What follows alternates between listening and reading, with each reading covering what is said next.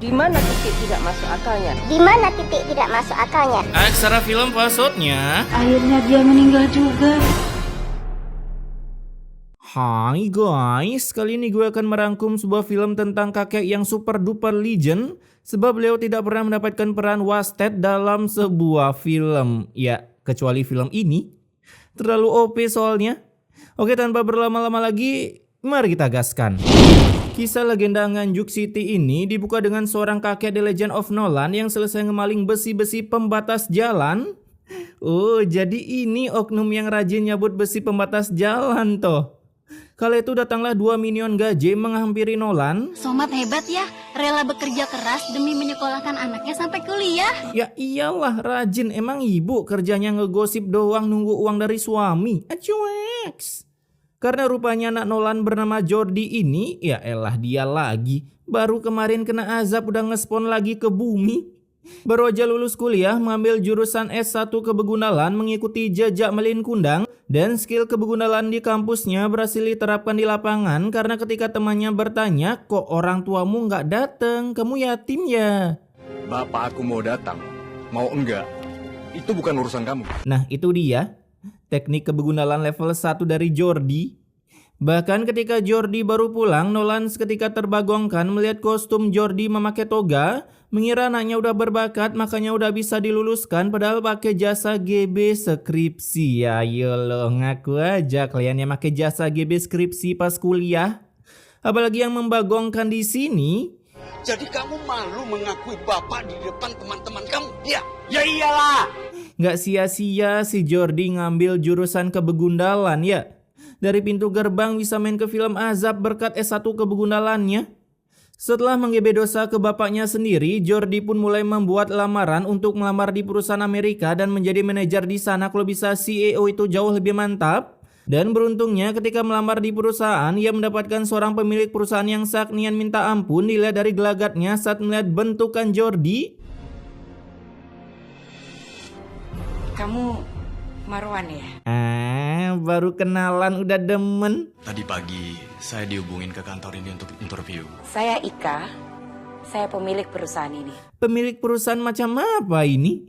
Lagian mana ada orang lamar di perusahaan gede langsung interview sama pemilik perusahaannya? Kan ada HRD-nya dodol. Kala itu karena ke-good lookingan Jordi padahal biasa aja, ia pun langsung keterima jadi staf akunting di kantor mbak ini namanya Ika, yang langsung membuat Jordi full senyum akibat kokiannya beroja ngelamar di satu perusahaan udah keterima. Tidak menu akal cuy, jarang-jarang ada yang gini. Hoki seumur hidup dipakai semua. Apalagi dapat atasan yang demen sama kita. Dari sini kelihatan kan guys, good looking is number one. Ya mungkin staff yang lainnya kayak pulu-pulu makanya gak didemenin sama atasannya. Nah di hari itu juga Jordi langsung minggat dari rumah meninggalkan Nolan sendirian di rumah. Bahkan di hari pertama bekerja, widih, udah kagak ketulung sakniannya ini atasan. Ada hal yang pengen aku sampaikan ke kamu. Jujur, aku jatuh cinta sama kamu. Kapan lagi cuy ditembak duluan sama cewek, apalagi speknya pemilik perusahaan. Mendengar itu Jordi mengungkapkan kejujurannya terlebih dahulu kisah hidupnya yang katanya udah jadi anak yatim. Oh iya bu, saya udah gak punya keluarga. Nggak apa-apa. Saya juga sudah yatim piatu. Lah, kok malah adu nasib? Setelah tahu mereka sesama yatim, akhirnya Jordi pun menerima cinta dari Ika hingga pada suatu hari saat mereka sedang ingin melakukan pencoblosan, Jordi pun tak sengaja hampir menabrak bapaknya sendiri dan aduh. Tuh ngapain sih berhenti di tengah jalan? Ternyata sesama begundal cuy, pantesan aja Ika duluan jadi yatim. Kebanyakan durhaka soalnya nggak kuat orang tuanya. Kala itu mereka pun langsung kabur dari TKP akibat katanya Ika kebelat boker, di mana ketika sampai di rumah Ika, Kamu nggak mampir dulu? Kayaknya aku langsung pulang aja sayang. buset dah, bisa-bisanya kagak mampir padahal di rumah sepi loh. Kesempatan emas disia-siakan. Sebelum pulang Jordi pun ditawari untuk menjadi kabel casan secara sah. Dan pernikahan itu akan ditanggung full oleh Ika. Hasil mendengar itu Jordi langsung full senyum sebab besoknya mereka langsung melakukan pernikahannya. Apaan orang kaya nikahnya sepi amat dah.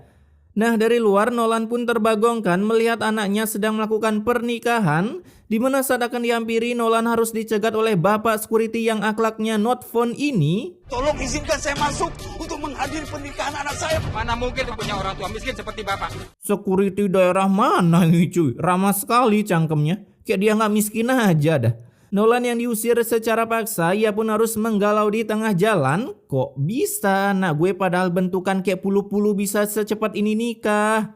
Lalu dari belakang muncullah teman Jordi bernama Mawar yang kaget mendengar kalau Jordi udah nikah dan tak mengundang bapaknya akibat skin Nolan begitu kucel. Hingga akhirnya Mawar pun datang ke Battleland of Nganjuk City untuk melabrak Jordi, namun hasilnya nihil seperti nilai matematika kalian.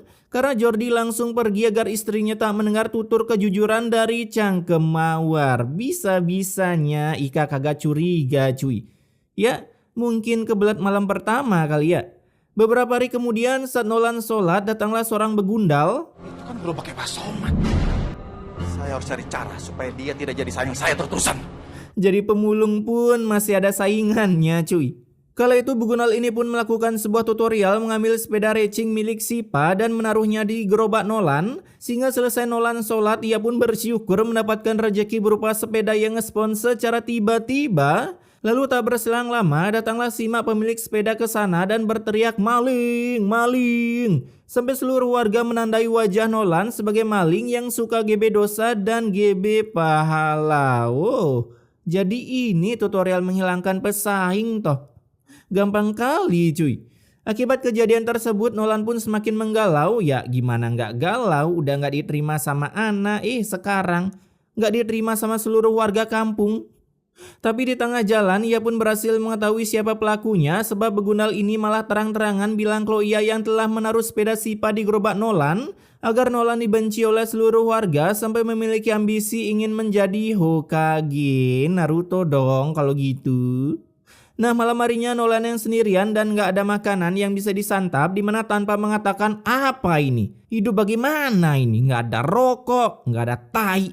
Ngesponlah Mawar ke rumah Nolan yang langsung memberi surprise berupa makanan untuk dicaplok sendirian sampai membuat Nolan tergeleng-gelengkan. Andai punya istri spek beginian ya.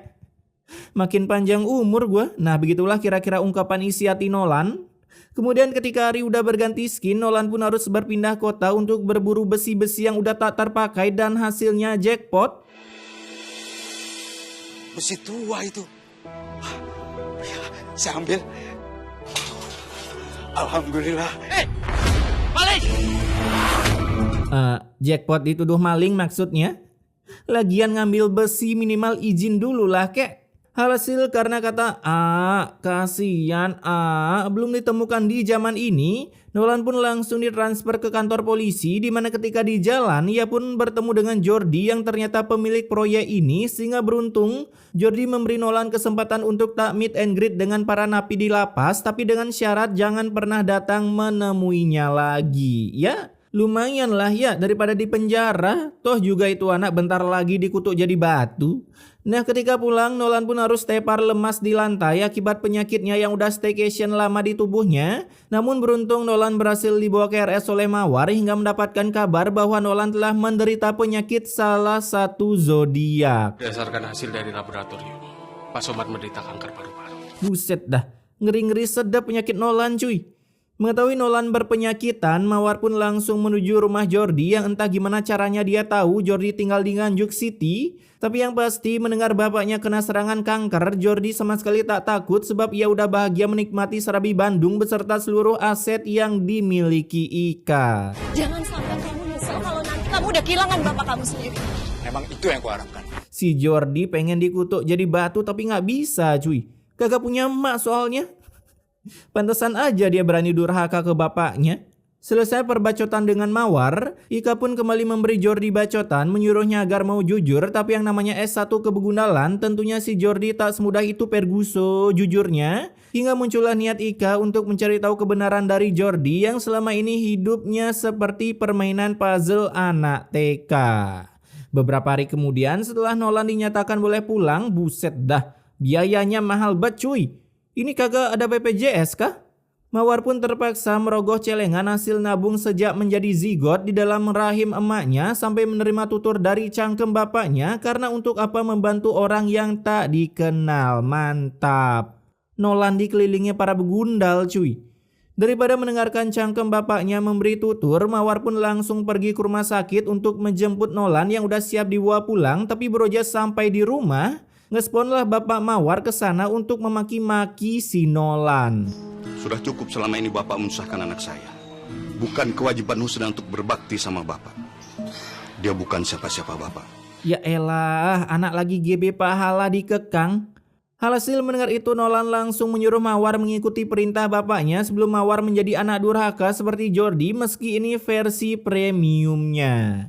Nah di sisi lain Ika pun mulai membayar seorang begundal preman untuk menyelidiki kebegundalan yang dibuat oleh suaminya. Dan pengintelan preman ini pun berhasil karena ia berhasil merekam percakapan Nolan dengan Jordi yang entah gimana caranya ini begundal tahu Jordi ada di rumah Nolan. Dimana setelah mengirim rekaman itu, Ika pun auto terbagongkan mengetahui kalau selama ini Jordi pura-pura menjadi anak yatim. Padahal syarat untuk nikah dengan Ika harus sesama yatim sehingga saat Jordi datang, ia pun langsung memberi tutur kebacotannya dengan memberikan bukti berupa video. Wih, ada nomornya cuy.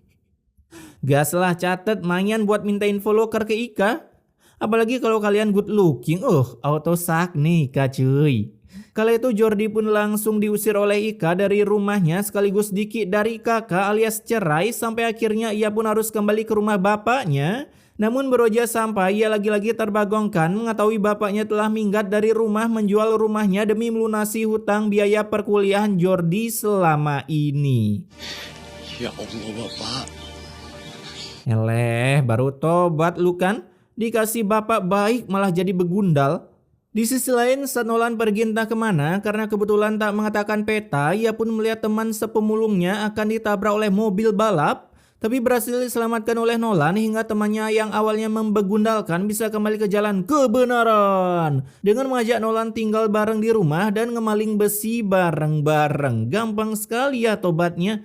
Andai koruptor seperti ini, bukannya tobat malah nyalon lagi. Singkat waktu, 1 tahun pun berlalu, Jordi tak juga kunjung keterima kerja. Buset dah, 1 tahun kagak kerja. Lu makan apa, Jor? Tinggal di mana? Kala itu di jalan, Jordi pun ketemu dengan Mawar yang kaget melihat bentukan Jordi sekarang menjadi duda pencari info loker. Dimana mengetahui Nolan udah menghilang dari line sekitar 1 tahunan, mereka berdua pun membentuk sebuah tim pencari Nolan yang menang boleh mengedik Nolan 1 pukulan. Namun meskipun sudah mencari hingga berjam-jam, Nolan pun belum juga ketemu. Ya iyalah, 1 tahun ngilang lu masih nyari di sekitaran sana. Nah di jalan Jordi pun bertanya ke seorang penjual besi tentang Nolan dan kebetulan minion ini kenal siapa Nolan. Pak Somad, dia sama temennya udah jadi pengepul besi sukses sekarang. Sejak nggak ketemu Jordi, Nolan seketika sukses cuy. Dari sini kita belajar kalau circle emang menentukan kesuksesan. Setelah mendapatkan info keberadaan Nolan, mereka pun langsung cus OTW ke tempat Nolan yang saat itu sedang sakit-sakitan. Bahkan beroja melihat bapaknya, si Nolan malah tepar begitu saja dan mengharuskan ditransfer ke rumah sakit. Bagaimana keadaan bapak saya, Dok? Kondisi bapak Anda saat ini dalam keadaan koma. Cuman reban santuy di lantai beberapa detik udah bisa menyebabkan koma cuy. Mendengar bapaknya telah mengalami 1.3 koma, pacar gue cantik mempesona, Jordi pun langsung termenung karena cara bayar tagihan rumah sakit gimana? Gue aja pengangguran. Malam harinya Jordi pun akhirnya bisa melakukan sholat yang sudah tak pernah ia lakukan sedari kecil akibat menekuni sifat kebegundalan. Bahkan keesokan harinya Jordi kembali dibuat kaget ketika melihat Nolan ternyata selama ini menabung untuk anaknya dan totalnya pun gak main-main. Buset dah. 100 juta cuy. Dalam setahun 100 juta modal ngumpulin besi rongsokan. Pegawai kantoran atau perusahaan senggol dong. Dan bahkan bapak kamu rela untuk menahan rasa sakitnya ketimbang menggunakan uang itu untuk mengobati penyakitnya, Pak. Widih, denger guys, masih suka kalian durhaka ke mak bapak? Mulai sekarang bangun dari tidur lu dah dan tanyakan ke orang tua lu, ada yang mau dibantu nggak Pak Bu? Nah gitu bro anak cuy. Bijak sekali gue ya kan, padahal abis ini gue langsung rebahan santuy. Setelah menerima tutur dari teman bapaknya gimana caranya tobat, kini Jordi pun memantapkan dirinya untuk bertobat dengan menangis sekeras mungkin di depan bapaknya. Sampai Nolan pun sadar dari komanya dan begitu terbagongkannya ia melihat anaknya yang bisa nangis di hadapannya karena dari dulu anaknya cuma bisa memberi kata-kata kebun binatang. Marwan ingin meminta maaf sama Bapak. Bapak sudah memaafkan kamu sebelum kamu minta maaf. Dengar guys, walaupun kalian itu beban keluarga, nggak guna, cuman bisa ngabisin nasi di rice cooker, orang tua lu tetap maafin kalian cuy. Nah beberapa abad masih setelah Nolan sadar, kini ia pun sudah boleh dipulangkan, hitung-hitung mengurangi pasien agar hemat tenaga BPJS. Dimana sepulangnya Nolan, kini anaknya pun mau menggantikan pekerjaan bapaknya sebagai pencari besi keliling dengan berkeliling lintas galaksi Bima Satria Garuda. Dan di tengah Jordi sedang berpetualang, ia pun hampir ditabrak oleh sebuah mobil yang rupanya, ya siapa lagi kalau bukan Ika? Kamu sekarang jualan besi bekas juga. Lagian kamu lihat sendiri kan? Aku udah dapat gantinya yang lebih dari kamu. Segalanya. Yang lebih dari kamu? Lebih apaan? Dikasih MC malah nikah sama NPC? Melihat mantan istrinya dapat suami baru membuat Jordi hampir ingin gabung Akatsuki bersekutu dengan Titan untuk menghancurkan dunia karena beroja sok-sokan di depan Jordi. Orang seperti dia memang harus kamu singkirkan sayang. A few moments later. Mobilnya nggak bisa jalan sayang.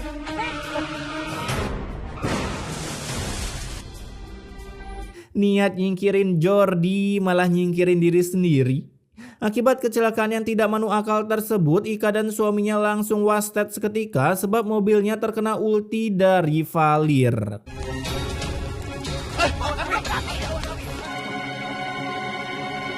Gue heran, ini mobil jalan di perkomplekan terus nabrak terus kecelakaan, kebakaran. Di perkomplekan lu kecepatan berapa sih Bambang? Sampai keras banget kecelakaannya. Nah beberapa hari kemudian akhirnya Jordi pun bisa mengambil alih rumah yang dulu dijual oleh Nolan karena kini ia sudah banyak duit. Bahkan setelah beberapa harinya lagi, kini Jordi datang ke rumah Mawar untuk membayar hutang sekaligus mencari batok casan yang baru yaitu melamar Mawar. Kedatangan saya, kami pengen ngelamar Rusna, Pak. Harusnya dari dulu aja dia gini ya. Lagian good lookingan Mawar ketimbang si Ika Cupang. Kala itu dengan gigi yang sangat putih seperti tidak pernah mengunyah sesuatu, Mawar pun menerima lamarannya. Sehingga film ini pun bisa ditutup dengan kebahagiaan karena akhirnya Jordi dan Mawar udah tak tidur sendirian. Tapi sayangnya di tengah acara kebahagiaan mereka, Nolan tiba-tiba menggedebuk jatuh di mana rupanya sisa billing kehidupan Nolan tinggal beberapa detik lagi. Hingga akhirnya Nolan pun harus wasted dengan memberi Jordi pesan immortal menyuruhnya menghapus histori Google Chrome di HP-nya. Akhirnya setelah melewati ribuan film, Nolan bisa disingkirkan oleh sutradara cuy. Oke, pesan immortality-nya di sini, janganlah pernah malu memiliki orang tua spek kucel. Karena ingat kalian bisa menjadi seperti sekarang itu sebab orang tua kalian yang bekerja banting tulang agar kalian bisa makan dan sekolah.